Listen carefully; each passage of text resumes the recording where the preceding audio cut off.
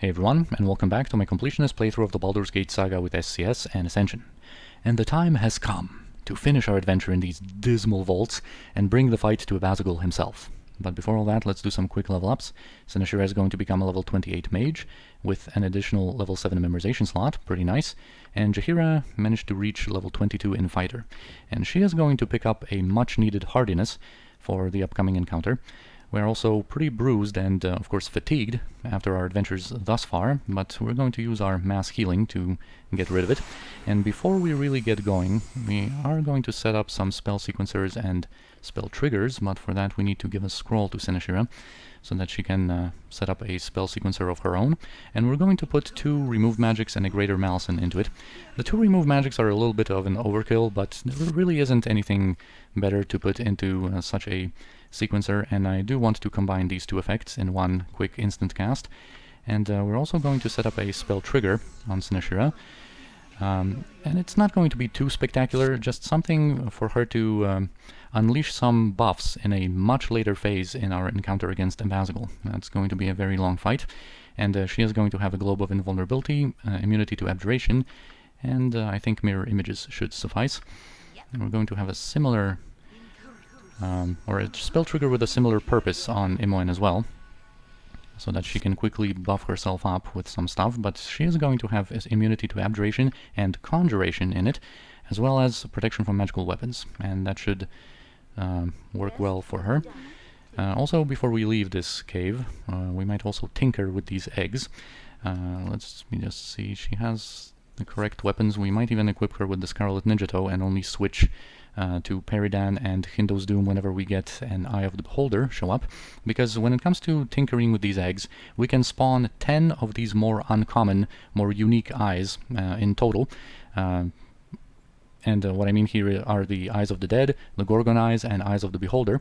And this is a place to farm some experience, because the Gorgon Eyes and Eyes of the Dead are worth 12,000 experience, and Eyes of the Beholder are worth 15. But after 10 of them spawn, nothing really spectacular happens. You just stop getting the message here that you can tinker with these eggs, and nothing really happens. And we are going to equip Hindo's Doom here, just to be sure about our survival against this petrification. Let's see, Eye of the Dead, we can actually have more attacks against it. I'm not going to go through all 10 of these eyes, I think, just a few to show the concept. I'm always checking these eyes because of the protections, especially if an Eye of the Beholder spawned. We need to be sure to have Kirinai protected. Maybe one more for the road. Let's see what it's going to be. Eye of the Dead again. So, no Beholder Eyes, it seems. Well, maybe one more. Let's give it a chance. Alright, here's an Eye of the Beholder, and we need to have the proper weapons for it. And we perceive no beauty in this Eye of the Beholder, and so it has to die. Of course, it spams its rays, but Kirinai is safe against all that. And that's it. I think this is going to be all we're going to do here. We can switch back, and I think we're also going to remove our Ring of Reaction now. And also give the Cloak of Mirroring back to Sarevok for just a moment, because I think we're going to have some respawns. Yeah, and let's just clear the way to this tunnel. This is the one we want to take. To the last cavern before Abazagul's Inner Sanctum. And of course this is kind of unnecessary, but also taking some minor damage on our party members is unnecessary, so this is going to be the last appearance of our Cloak of Mirroring when we regroup.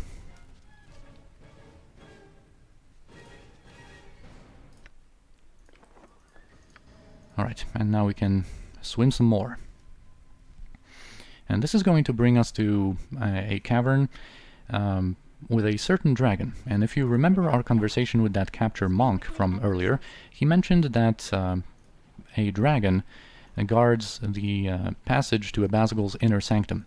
But this dragon doesn't serve Abazagul willingly, but is under the influence of a Geas. and we are going to meet her in a moment. I'm just exploring a little bit more of this cave. There's quite a few of these pools of water here, and some of them are actually connected to one another. Some of them lead to the main chamber, like at the entrance to Abazagul's lair, and of course there's this one pool that brings us to Ayakan's cavern. But anyway, first we're going to drop our Scroll of Reversal and do a quick save here, just to showcase a couple of outcomes and a couple of unique lines that this dragon has. We are going to ultimately battle this dragon, but before that I am going to do a couple of more things here. Alright, so here's Phil Yisitat. You notice something odd about the dragon. Its blank eyes stare straight ahead, oblivious to your presence. As you approach, the beast speaks, though it does not seem to be speaking to you. Of course, being under the influence of that Gias, she is kind of a mindless slave for the most part. On your knees before you enter the presence of Abazagal. Bow before his ruthless might. Also, the fantastic music started. But unfortunately, we have to press on. Alright, now that we do have the scroll in our possession, we're going to get something different. Within the dragon's eyes, you see a look of great suffering, as if the beast were in unfathomable pain. It opens its jaws and speaks in its strangely unnatural voice. You have the stench of the ball spawn. The same stench as Abazagal, though he tries to hide it behind the more palatable scent of his worm-kind heritage. Perhaps you have the power to break Abazagal's spell, Ballspawn. You have the Scroll of Reversal. I feel its power. Free me from my bondage. So what would be our reward for that? I will give you the Ward Stone to pass. You can kill Abazagal. So of course she has visible like great difficulty to speak her mind, I guess, while being the influence of that spell. But here first we are going to showcase why you shouldn't really make deals with dragons. And this can also be a more of a role-playing justification for why we didn't go easy on Anadramatis and we didn't take pity on him, knowing that yellow dragons are chaotic evil, and that probably it wouldn't be the best of ideas to have any sort of agreement with such a dragon. Although, of course, Anadramatis ends up being pretty honorable, and he does surrender and keep his word, but here you will see how dragons normally operate. So let's read the scroll. With the gears broken, the dragon's glazed eyes clear. Its mighty voice rings out through the cavern sure and strong. The enchantment is broken! I am free from this accursed servitude to that bastard half-breed. Free to leave this place and never return. A little reminder, dragon. What about that wardstone? You are a fool, puny one, to bargain with a dragon. We care little for promises made to the likes of you. But you are in luck, tiny manling. Abazagal must pay for what he did to me. But I am not eager to allow myself to fall victim to his snares once more. Therefore, I will honor our agreement, and give you the Ward Stone before I leave this vile place. May you extract unholy vengeance on the mongrel half-breed's head. So yeah, she only keeps her part of the bargain because it suits her, because of her weakness and cowardice, I guess. But normally, of course, she wouldn't care. I think she also changes to her human form here. Yeah. And just goes away. But of course we're not going to let such an evil dragon just leave here. So that's why we have our quick save. And I think we are not really going to pre-buff with anything at all, besides what we already have active. Well, maybe let's have Remove Fear. Because I don't think it's going to be necessary, and most importantly, I don't really want to use any resources at all, or almost at all, before our encounter with Abazagal. And this dragon at this point shouldn't really be that big of a deal. I think we are going to buff up with some Armors of Fate, though. Maybe also use some of our very rarely used buffs. very puny buffs that we usually don't spend time on casting at this point in the game, but let's remember what it is to be under the effects of Chant and Bless, I guess. Yes? And I think also one mirror images is going to be in order. And precise. It is done. Let's try to spread out a little bit already while approaching this dragon, and let's go. Alright, so now again we are going to not engage already here, but we are going to read the scroll. The Borgstone. The enchantment is broken. I am free from this accursed servitude to that bastard half-breed. Free to leave this place and never return. I set you free. I demand you show me some respect, worm. How foolish you are. Challenging a dragon in a place such as this. So yeah, we can have a bit of a fight with her. She is kind of similar to the green dragon we have faced outside Athena Sendra, but there are some differences. She is also a green dragon of level 24. She has a massive health pool of over 800 HP, and actually 5 attacks per round. The standard resistances and whatnot, a poison breath, that's why we have our equipment in order to be protected against that completely on Seneshira, Jaheira, Kirinai, and Sarvok. Anomen has the Helm of the Rock and his Armor of Faith to have 50% resistance against poison, and Imoen we're going to just keep far away in this encounter. And of course, this dragon also has the contingency with heal and can cast heal manually, but we're going to see what she's going to have to offer. And let's actually go in and waste no time here.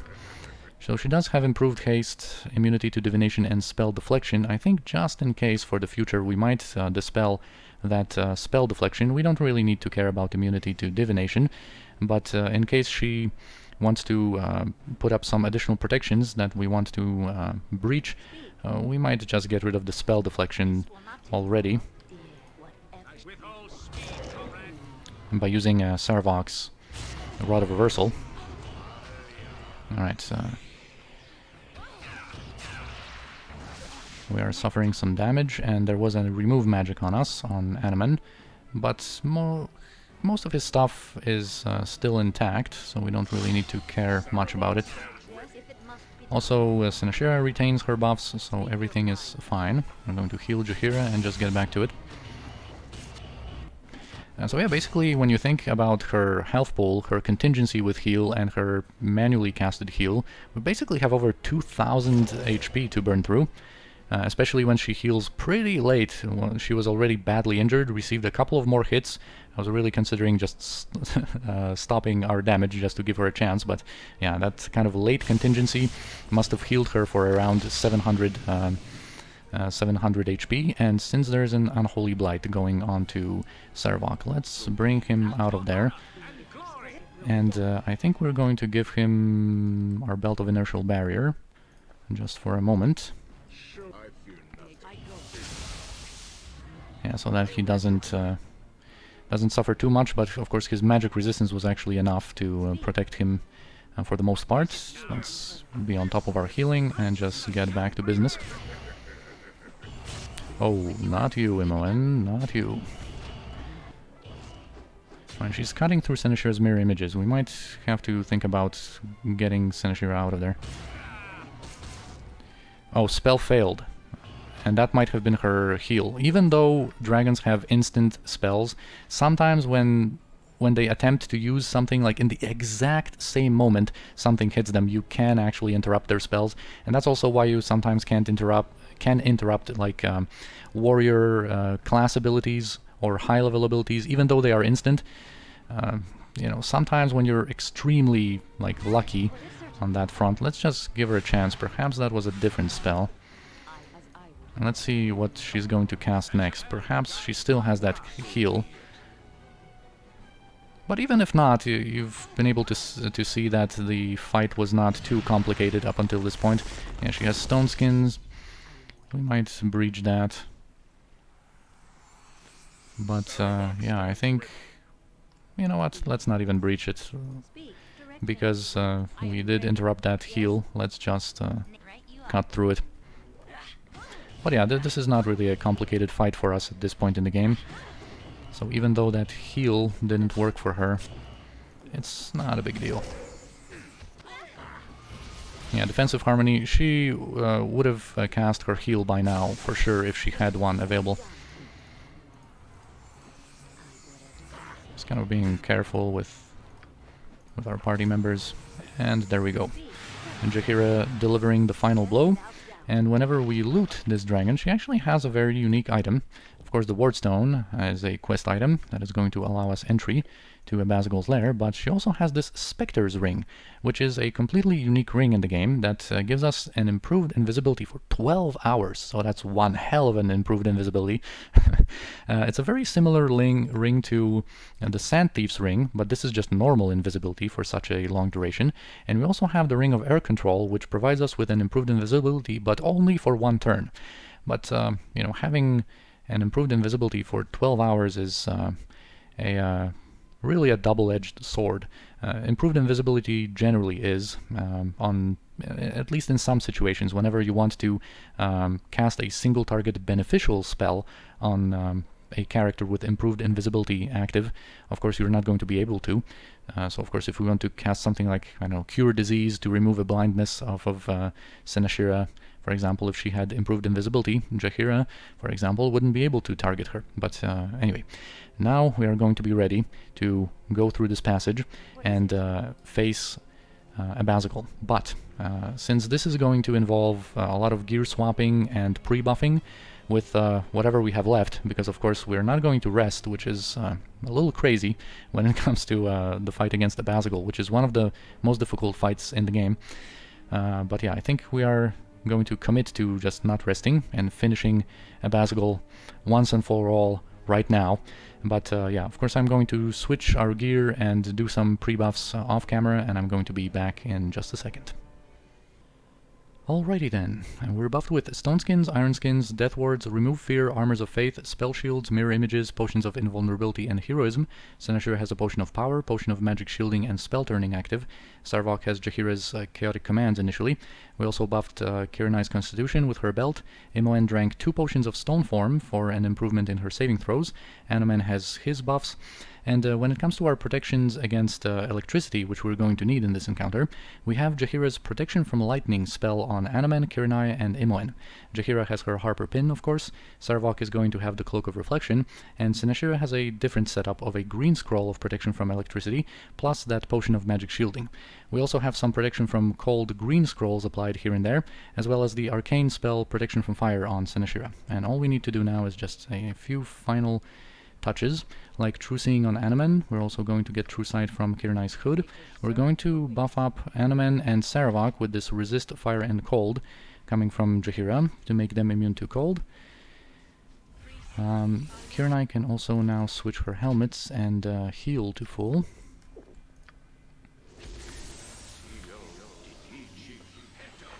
And in a moment we're going to apply Globes of Blades on our Divine Casters. And we're also going to haste everyone. And with that we should be ready.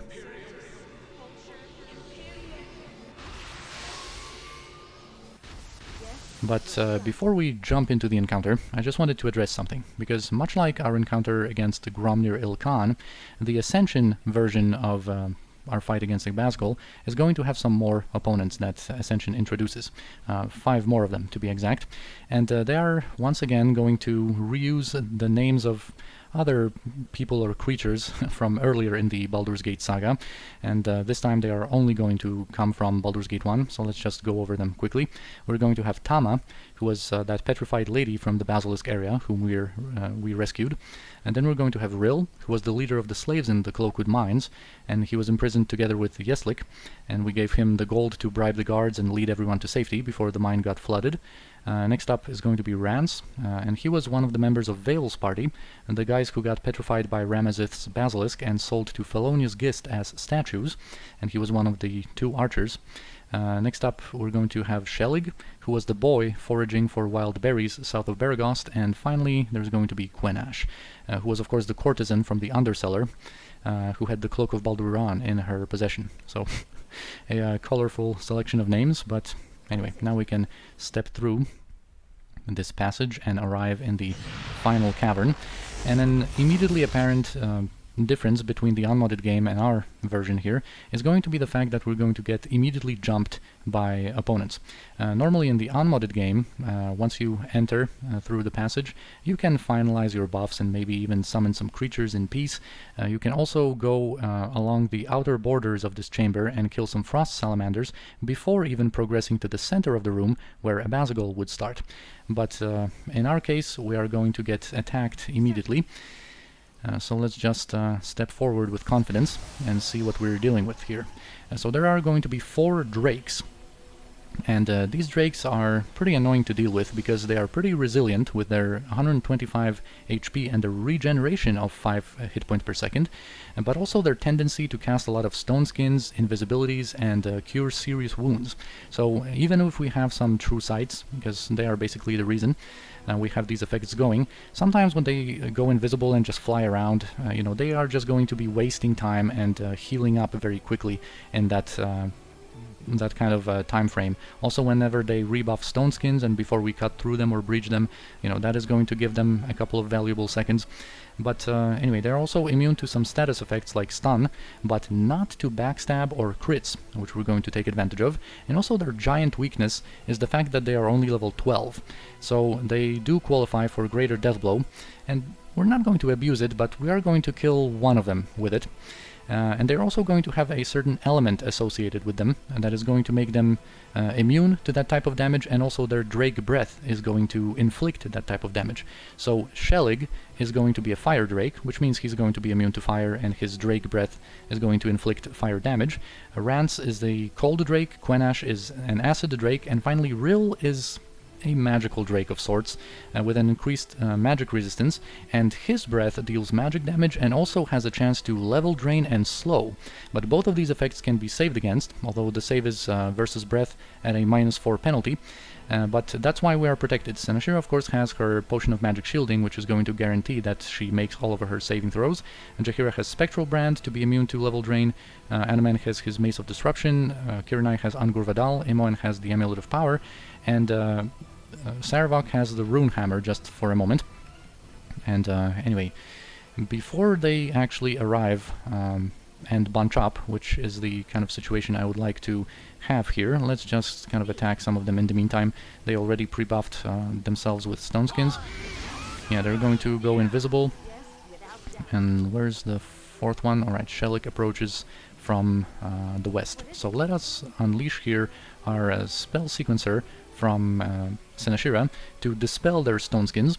We're also going to activate Critical Strike on Jaheira and Assassination on Kirinai, just so that after those stone skins are dispelled, we can just go in with our full damage and kill as many of them as we can quickly.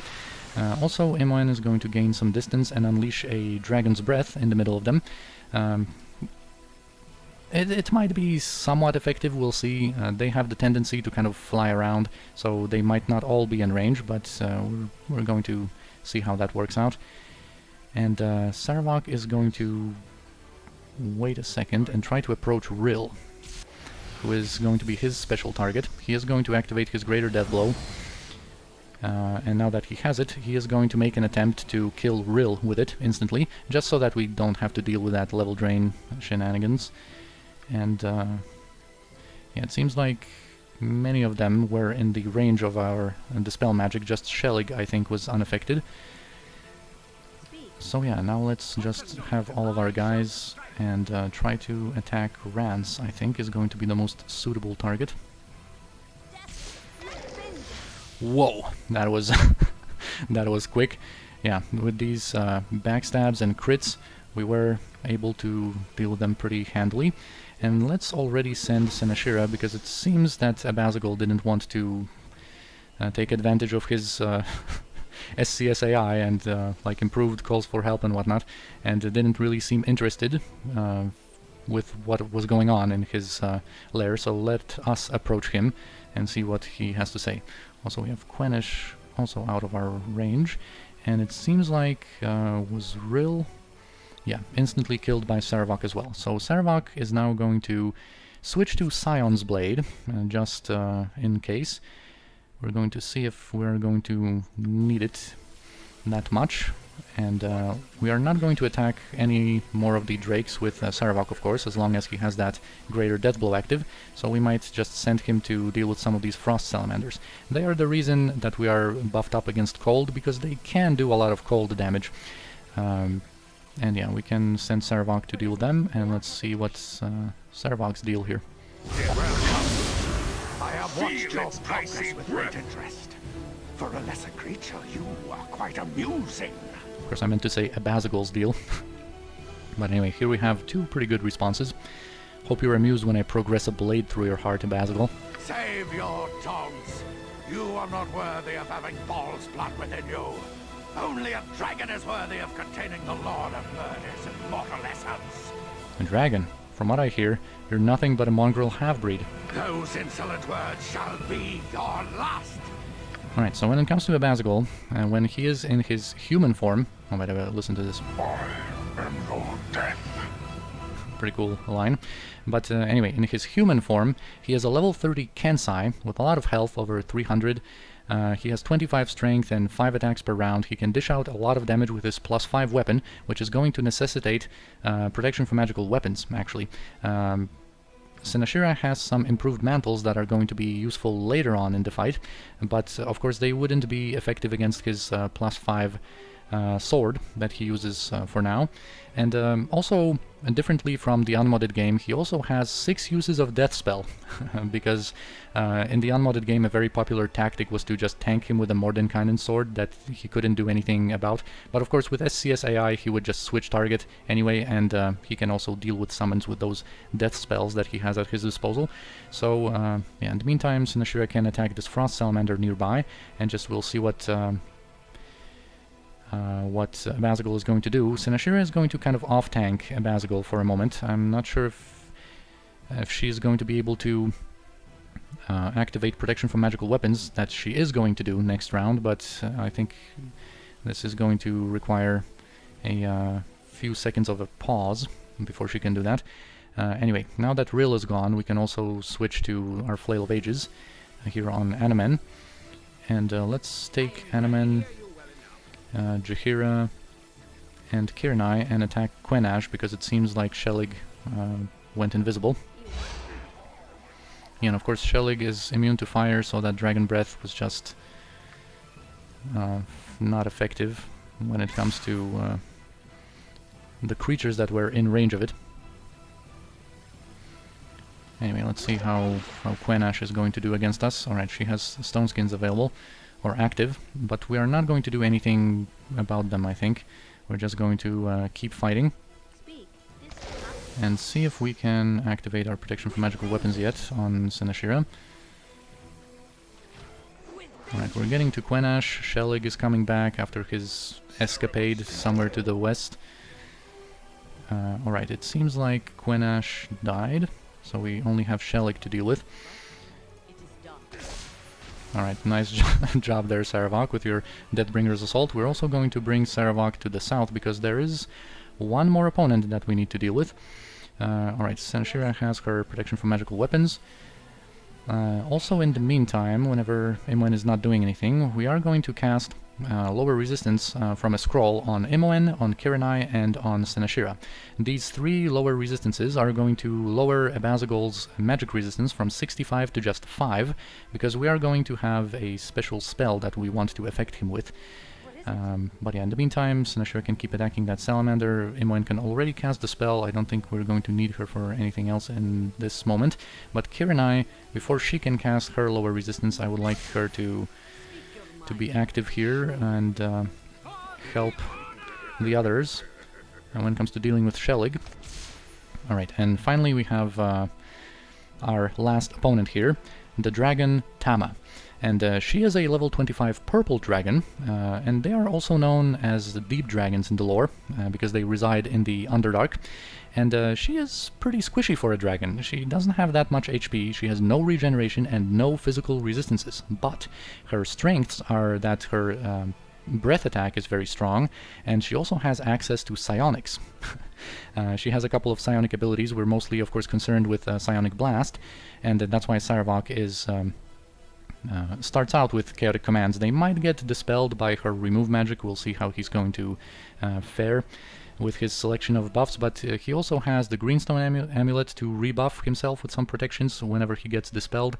And he also has the Roranax Horn equipped, which is going to give him 50% crushing resistance, and that is very important because that Dragon's Breath that she has deals vast amounts of crushing damage, which is not that easy to protect against when it comes to some characters, especially when it comes to Sarevok, who doesn't have any of his hardiness left anymore, because that was why I was so concerned whether to use his last hardiness when we were battling Carnifex outside, because I knew we wouldn't rest and he wouldn't have hardiness against Tama and her breath. So we are going to use some different tactics when it comes to Sarevok's survival. But also that Dragon's Breath can also sleep for 2 rounds.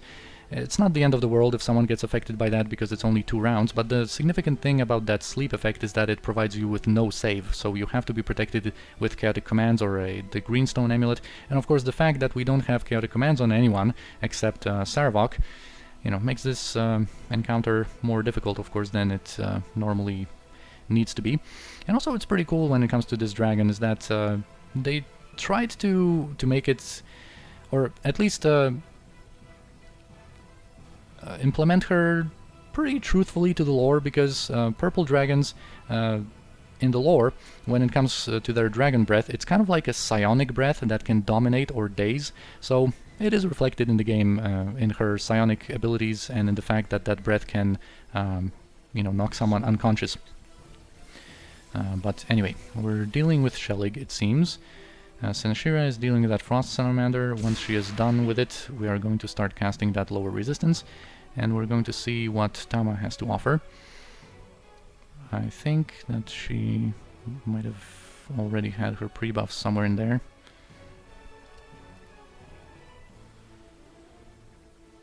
Let me just check this, because I think she starts... Alright, there they are.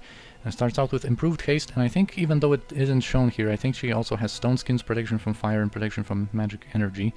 But that doesn't really matter for us right now.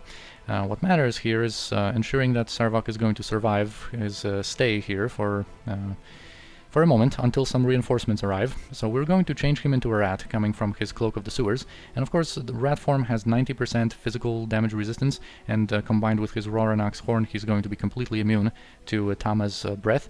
And we're going to try to keep her occupied with this little rat that Sarevok is going to become. There he is. And just leave us alone until we are ready to deal with her. Alright, now we can kill some of these other salamanders, and Kirinai is going to cast her lower resistance coming from the scroll. I think I didn't give the order previously with Imoen, but now this can happen. Also, when it comes to Sarevok, it's pretty funny that even his rat attacks that deal like minimal damage can still trigger his Deathbringer Assault, so he might be able to just instantly kill one of these frost salamanders that he's going to keep attacking in the meantime. Anyway, there's one salamander that threatens Imoen a little bit, but of course she has her protections. This shouldn't be a big deal, and we don't want to get too close to Tama with our other characters yet. Right, it seems Bazagol wants to switch target to Imoen. I think we're just going to run away with her. And Kirinai finished her cast as well. Let's just have Sinashira here occupying the attention of Bazagol and see how that goes. Alright, there we go. Now, before we engage Tama, we are going to want to give Kirinai, I think, the Greenstone Amulet buff. Of course, the Greenstone Amulet is in the possession of Sarevok for now, but he doesn't seem to be getting dispelled. So let's just apply that protection in safety on Kirinai. Here comes that breath. That breath actually deals damage to these salamanders, so thank you for helping us. Of course, Sarevok is immune. And he didn't get knocked unconscious really, even though this icon is here. It's just not implemented correctly when you save against this effect, or... Oh, sorry, you can't save, of course, against that unconscious knockdown effect, but you can be protected against it with chaotic commands, for example. So that's why he is active and under our control. Alright, we'll see if Abazigal wants to like activate some greater whirlwinds or something like that, giving him a speed boost, because now that his magic resistance was reduced to just 5, we are going to have a special plan with Jaheira, and I wouldn't really like him to switch targets to Jaheira. Anyway, now that Kirnai has the buff,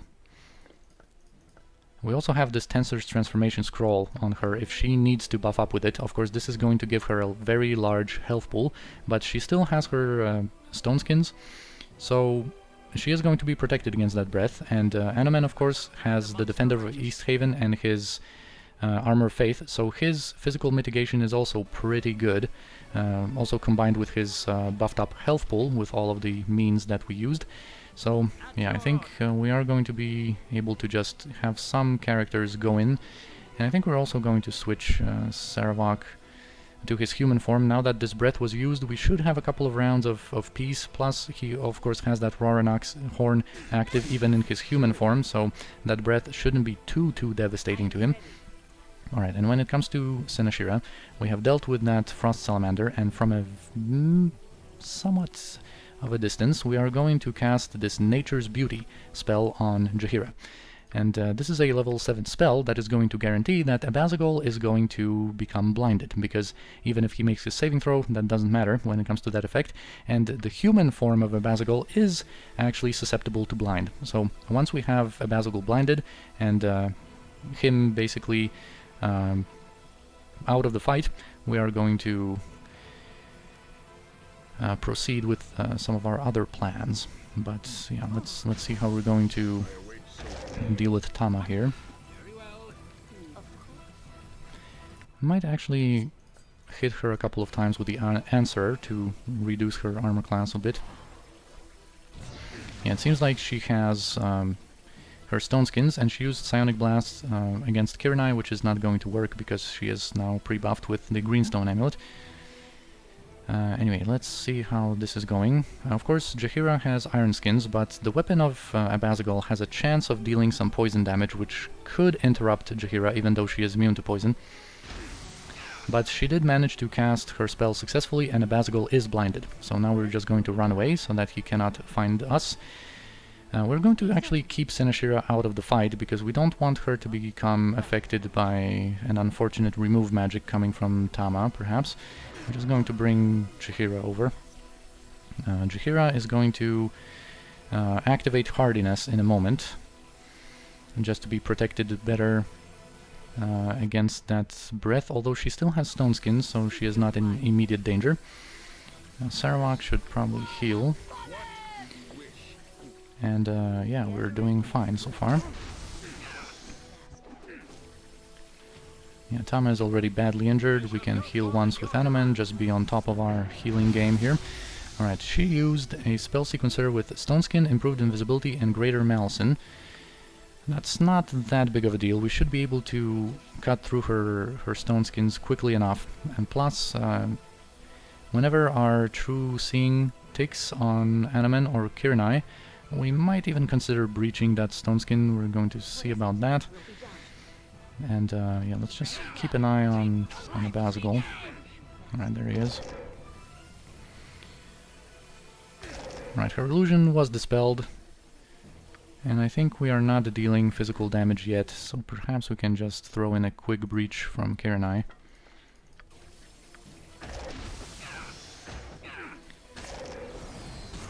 Alright, there we go. Now let's just finish off these Frost Salamanders, and we should be done with every other opponent besides Abazigal. Alright, cool. Let's just keep an eye on him. And now comes the second phase of our plan. And we're going to have to switch some equipment and prepare with some spells. So, now we're going to switch Sarevok's cloak to this Cloak of Reflection. He is going to need to be immune to electricity damage. We're going to switch his weapon to Ravager.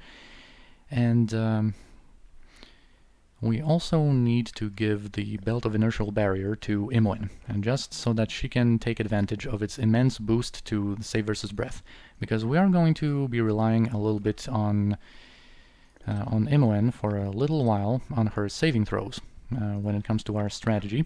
And we want to use Imoen as a bait to basically have Abazagul cast some good spells on Imoen once we progress to his second form. Of course, now it cannot be a surprise that, of course, Abazagul is going to turn into a dragon, and once he is in that dragon form, he is going to be very dangerous and have some dangerous spells that we're going to want to just,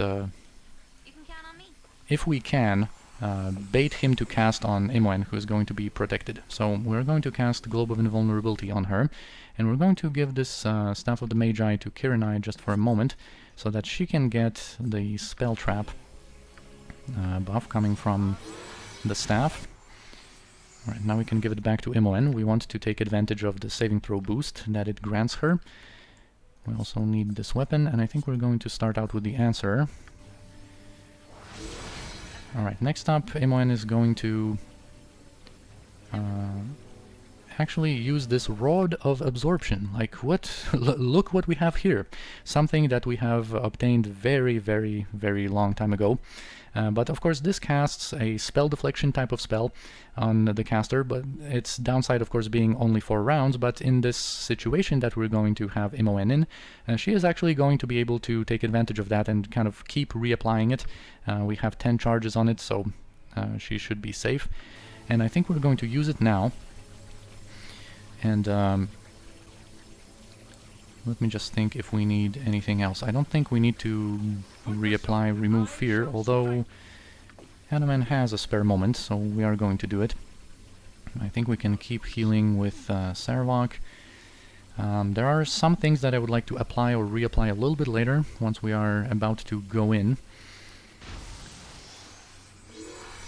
So I think this is going to be it. Alright, now Imoen has her Rod of Absorption effect, so she is going to use her spell trigger and to get some effects from it.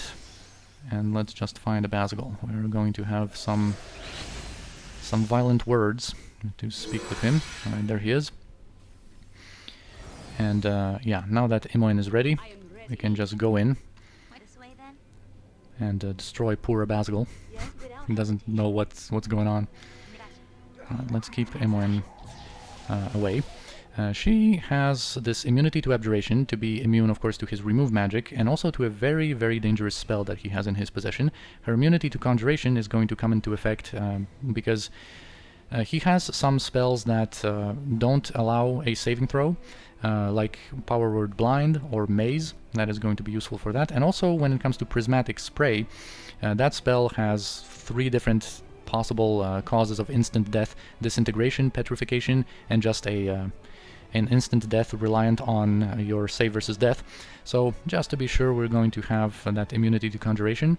And aside from that, Imoen is going to be relying on her saving throws. That's why we have drank 2 potions of Stone Form on her and reducing her dexterity in the process, just so that she has very good saving throws. And those saving throws are so low because we might get affected by Greater Malison on Imoen, and also some of Abazagul's abilities carry some pretty big saving throw penalties on them. So we want to make sure that Imoen is going to be safe. And now, poor Abazagul should switch form shortly. Alright, there he goes. So now he becomes a dragon, and it's actually pretty cool how we got knocked back. We are going to spread out very far away from him and just keep everyone in safety. And now Imoen is going to go in. She has protection from magical weapons active. Alright, Abazagul, we don't want you to come any closer.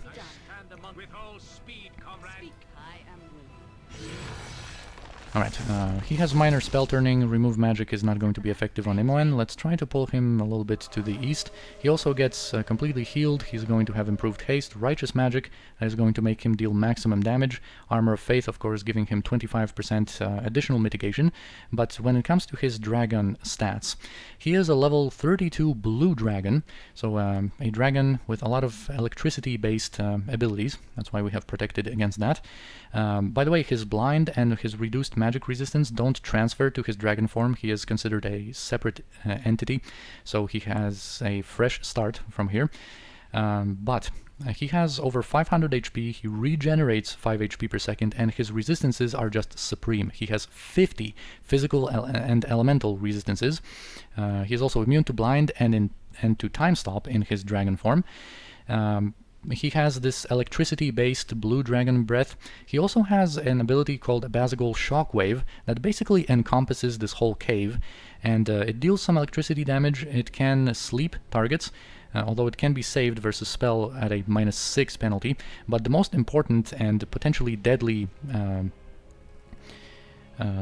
property of that shockwave that he uses very often is the fact that it can apply a 90% spell failure debuff on our casters, and that can be saved against using save versus breath at a -4 penalty. That's why Imoen has these supreme saving throws, and that's why Senashira has the potion of magic shielding in effect, making sure that she is going to succeed with all of her saving throws and never have to deal with that spell failure debuff. He also has a tail slap that is basically an earthquake, and a very important thing about Abazagul is that he doesn't seem to be limited by the standard 1 spell per round rule. He kind of has like a permanent improved alacrity, and he casts plenty of spells. And for some of them he has an unlimited amount, but some he only has a few of, and we will try to bait a couple of them. Primarily his imprisonment, because he has 1 cast of imprisonment. That's why we have spell turning, and we're going to have spell immunity to abjuration on Senashira. We have spell immunity to abjuration and this rod of absorption thing on Imoen, and we have spell trap on Kirinai. Hopefully we are going to bait that imprisonment on Imoen, and that we are going to, you know, use her for a couple of rounds to try to, you know, get something done here. Although he doesn't usually seem to be too inclined to cast imprisonment on someone under the effects of spell immunity to abjuration. Of course, we cannot keep our divine casters safe because they don't have their shields of the archons anymore. And so we are going to have to do something with it. We might have to use a summon to soak up this imprisonment before we allow anyone unprotected to go in and try to damage Abazagul. He also has that prismatic spray that it would be nice to bait. He has a Finger of Death, also some dispels potentially we might be able to bait on Imoen while she is protected. He can also maze and use that power word blind that I mentioned. He can do a lot of nasty stuff with his spells, and he utilizes his abilities all the time. So he is kind of the ultimate dragon in many regards. He is very difficult to bring down considering his resistances, and his regeneration also has, you know, plenty of spells. He's dangerous in melee. Yeah, we're going to have to think of something here. And yeah, he has that lower electrical resistance, but this can be saved with just a save versus spell at a -3 penalty, if I remember correctly, so she is not going to be affected by that. And yeah, come closer to us, bro. Alright, he is going to have True Sight. Greater Malison, she is going to be affected by, and here is that Shockwave that, yeah, basically affected everyone, although we made our saves, and no one got affected by that spell failure debuff. And now that he has used this Shockwave, we are going to cast some spells, because he uses it quite often, so once we are done with that mechanic that can interrupt our spell casting, we are going to bring up some guys. We're going to summon a Planetar. It might be vital as a sacrifice, I guess, to bait that imprisonment. And we're also going to, once Animan is active, because he got knocked unconscious by that. Alright, Powerball Blind was ineffective, of course, on Imoen. Let's reapply another charge of that Rod of Absorption, because of course it only lasts for 4 rounds, so let's be on top of that. And yeah, Animan, my man, you need to get up and reapply some of your own buffs. Let's reapply his Holy Power and drop on Holy Might. Yeah, Abazagul has a lot of these silences. I think he has an unlimited amount of these. He uses them quite often. Right, I think she used that. As her next cast, we should use another protection from magical weapons that just expired, it seems. Alright, we are going to have our Planetar. And the Planetar can apply Global Blades maybe and some True Sight. We're going to see what we're going to do with her. Aside from being a sacrificial lamb, perhaps.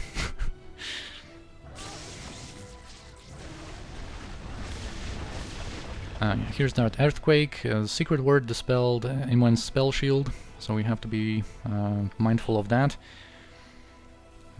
Okay, Planetar, you might want to get some True Sight going. Anomen might want to get that drop on Holy Might, and I think we're also going to activate it on Sinashira just to give her a little bit more HP coming from that Constitution boost.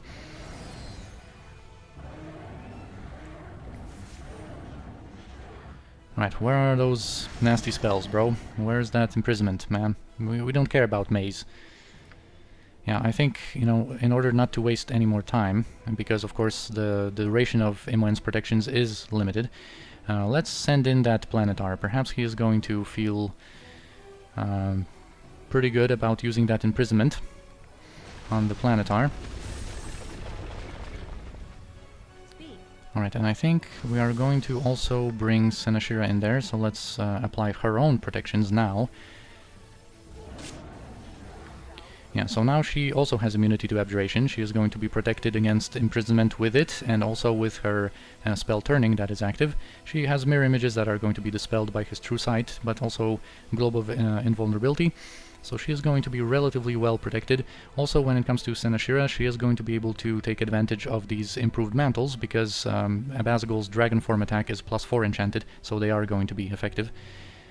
And I think we might also want to bring Kirnai in there. He might be more inclined on to cast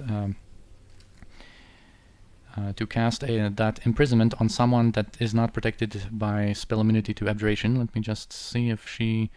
Alright, she doesn't have her stone skins anymore, so let's actually get that going.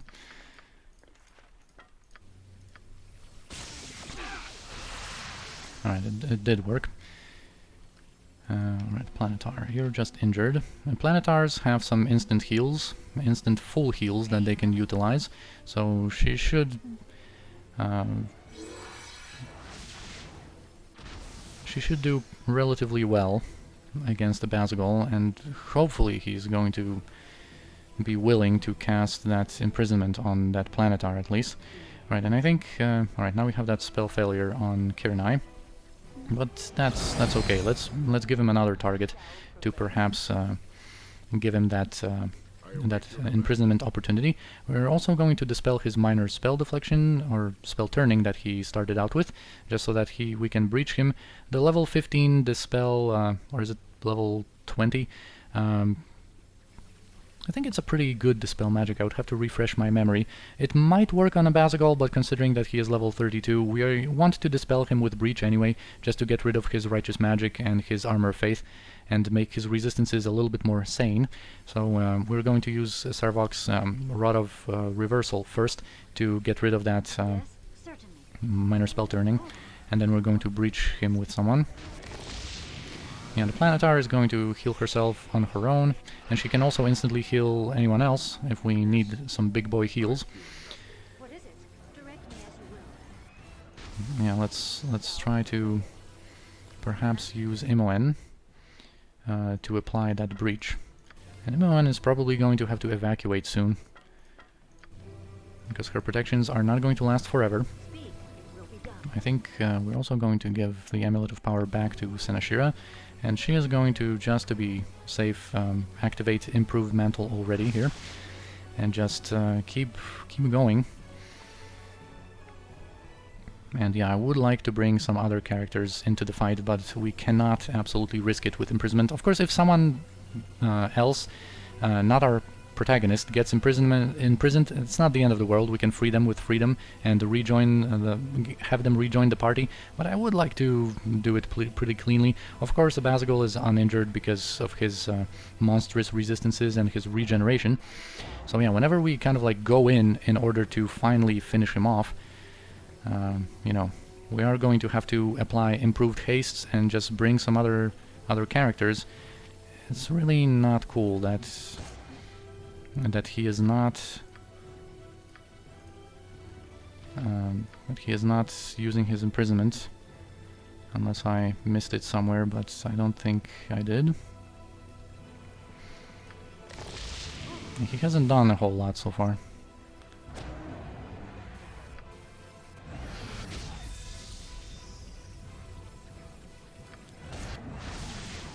Yeah, chaos we don't care about.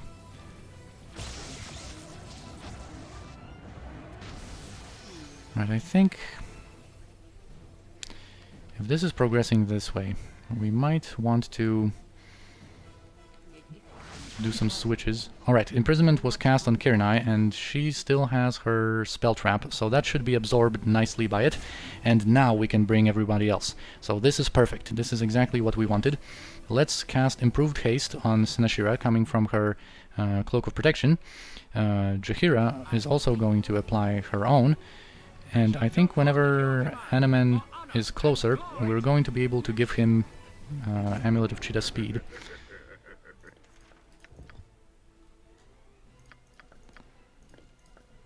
And he should be able to apply some improved haste on himself with that, and we are going to be ready to proceed to the final phase of our plan, which is to kill Abazagul.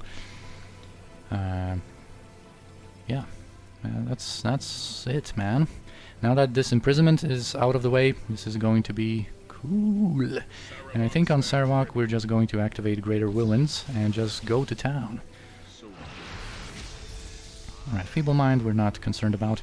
We also might want to take a second to apply some Greenstone Amulet buffs after we're done with our other stuff. Right, I think Jaheira got improved hasted, so that's very nice. Sinashira can start attacking as well, and as soon as Sir Animan is improved hasted, we're going to give him his standard stuff, and now we can have him join the fight as well. Alright, so injured, we are getting there. We're going to be able to do some stuff now that his resistances are, you know, a little reduced by our breach. He doesn't have that righteous magic, so his melee attacks are not that big of a deal. And Jaheira got mazed, so she is going to be excluded from the fight for a couple of rounds.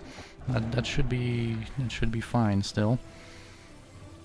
I think Abazagul might have used something here. I'm not going to analyze the combat log in like super depth, and it seems like we are doing well, so... No, it cannot be! The grand flames of my existence snuffed out by this pathetic fool! But know this, your victory is flawed. Know this even as I die, fool. You have been used and misled. Witness the truth, to which you have been so blind. Alright, so there we go. Abazagul goes down. And we have a cutscene from Balthazar's monastery. So, Melisande, you have returned to my monastery. I have. Balthazar, I have need of your... Enough. I know what happened at Saradush. I know about the bull spawn. It is unfortunate, but I can explain, my old friend. No, you forced me to tip my hand now. It is time for you to die. What? What are you doing? You are no child of Baal, Melisande. Your part in this ends here. I shall see to that. My brethren, take her.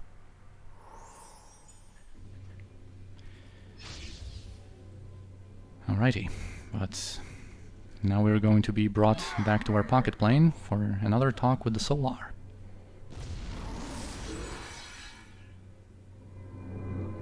I greet you once again, Godchild. You near the final stage of your destiny. All will become most complicated very soon.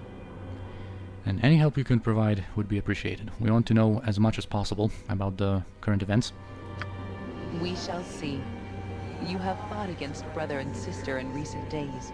Fought and prevailed as they arrayed their forces against you. You have done well. The most powerful children of Baal gathered themselves together years ago. You know them as the Five. Together, They hoped their power would destroy all others of their kind. But what you do not know is why. What purpose your siblings have for their actions. You may suspect, but hear the truth from the lips of one you have murdered. Why am I cold? Why is Yagashura disturbed? You shall explain the truth of your actions, Spirit, to the one that killed you. If I was killed by that one, then I don't owe nobody nothing. Well, your double negatives here are not going to help you, Yagashura. This is actually pretty cool that his spirit got summoned, and we're going to be able to get some inside info about what's going on from Yagashura himself. You shall answer our questions of the 5. The 5, Yagashura owes them all right. Sure, I'll speak. I was approached when I was still at the temple, still being taught the powers of Baal by the old witch. The greatest of all the Baalspawn were joining forces, I was told. We would defeat all others before us. Yagashura didn't trust the others. Figured sooner or later the Baalspawn would turn on each other. Figured I was stronger than the rest of them maybe, but not all of them together. So I joined, raised an army of men and slaughtered all the Baalspawn we could, waiting for enough of the essence to collect in the abyss. For Baal, the dead god, and your father to be resurrected as he had planned before his death. And we would be his right hands, all 5 of us. That's what we were promised. We would live as demigods, ruling Faerun with our power. It was worth taking a chance for, Yagashura thinks.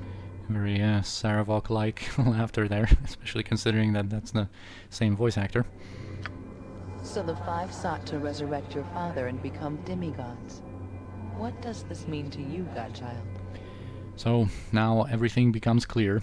The 5, of course, joined together to become an unstoppable force, just murdering Baalspawn all across the land to finally, allow the return of Baal to perhaps become his right hands. Perhaps, all of them had their own plans in this whole situation to usurp some more of that kind of power. But anyway, it would seem that their plan is defeated. Baal will remain where he is, dead. You are a fool to think the 5 are defeated now. Of all of Baal's children, who do you think possessed the most of his essence? You, certainly, but we 5 as well. How many of the 5 have you killed? Myself, Elisera, probably Abazigal, and Sendai too. That is a lot of Baal's essence, and still one Baalspawn remaining. Balthazar. Yes, Balthazar.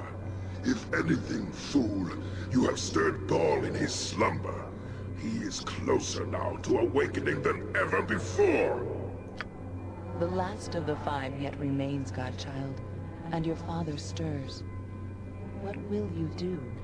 And as usual, our answer here is going to determine whether this next challenge is going to be considered the good or the evil version, and nothing really changes when it comes to gameplay, when it comes to the challenge itself, but of course the Baalspawn power that we're going to develop after it is going to be different.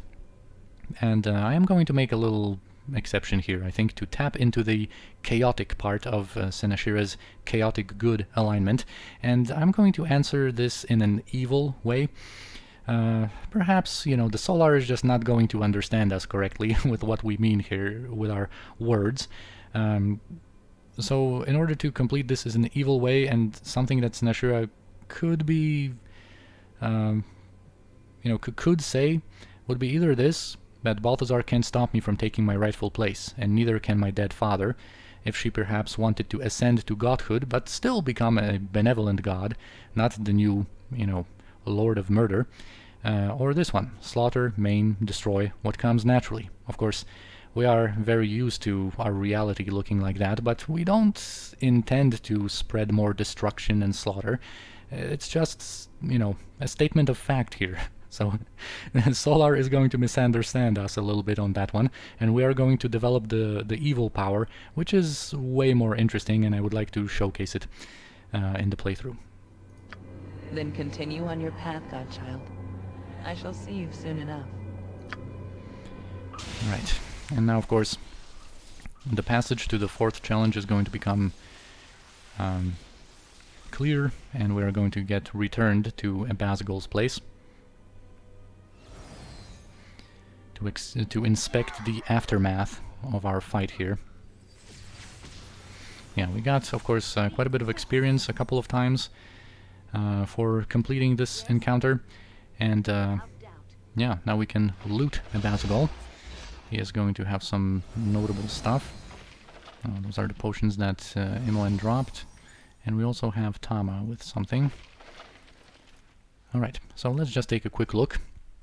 We are going to have the final flail head, this time the one dealing electrical damage, that we could attach to the Flail of Ages to upgrade it even further, but I'm going to elaborate on that a little bit later. We also have Blue Dragon Scales, and we're going to be able to use Cespinar services to obtain an armor out of that.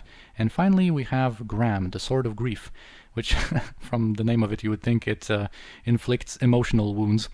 But anyway, it's a +5 two-handed sword with a 10% chance of dealing some poison damage. And you can upgrade it with the Heart of the Damned, the same component that we used to upgrade Short Sword of Mask, and it would basically do the same thing. It wouldn't increase the enchantment of this sword, but it would give it a chance to level drain opponents. So very, very unimpressive upgrade, and yeah, that's why we didn't really care about it. And now we are done with Abazagul's lair, and little by little we are nearing the most final parts of the game. So I hope you enjoyed the episode. I thank you for watching, and I'm going to see you in the next one.